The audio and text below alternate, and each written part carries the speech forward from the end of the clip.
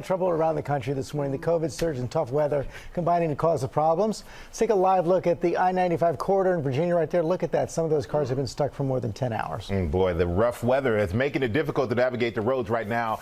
Ginger starts us off with the latest on the winter storm alerts that are around the country and also the bitter cold blast. Good morning, Ginger.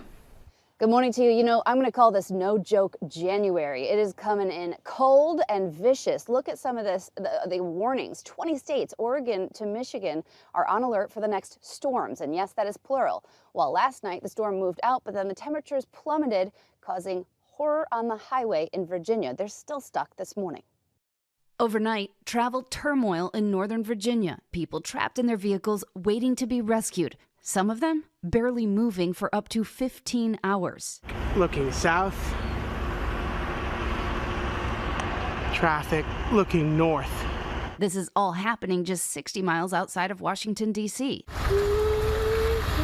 Interstate 95 blocked after 6 tractor trailers wrecked. Traffic backed up for miles. No gas.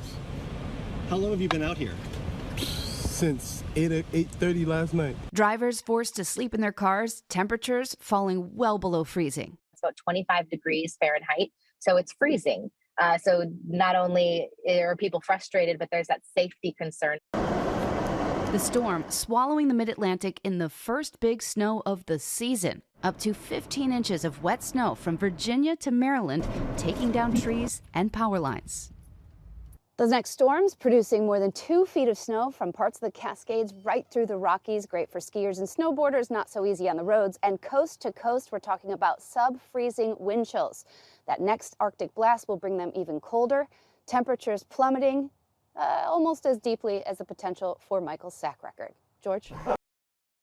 Adding more misery to weary and stranded travelers coming back from the holidays. A massive storm stretching from the deep south, Florida and Alabama, to the nation's capital in the bullseye today, hit with up to a foot of snow. Air Force One returning to Joint Base Andrews in virtual whiteout conditions. The president emerging from the plane in a blinding snowstorm. In the I-95 corridor, thousands of cars stranded and stuck. Accidents and power outages. Amtrak also affected. At the center of the bullseye, Reagan National Airport, topping the list of most affected airports today. 84% of departures canceled. I've been here since 7 o'clock. I've been delayed 3 times and then canceled. Today's storm, the latest blow to airlines and hundreds of thousands of holiday passengers. Since Christmas Eve, more than 18,000 flights canceled. Hit hard by airline and TSA staffers calling out sick with COVID. Then a series of winter storms. Today alone, 3,000 flights canceled. Here at Reagan Airport, the snow coming down so heavily they had to close the main runway for plowing at 8 a.m. Thousands of passengers stuck. I'm trying to fly back home. I've been out since 3 in the morning this morning, and my flight got changed twice. The cancellations rippling across the country from Chicago O'Hare to Fort Lauderdale, where Andrea Lynn and her kids have been trying to get to Detroit since Friday. We had to stay an extra couple days, and hotels are outrageous on New Year's Eve. So we were kind of trapped. While it truly has been a perfect series of storms for the airlines, consumer advocates say the airlines also bear some blame. The airline industry has been understaffed for months, even before this latest surge with COVID going back to the summer.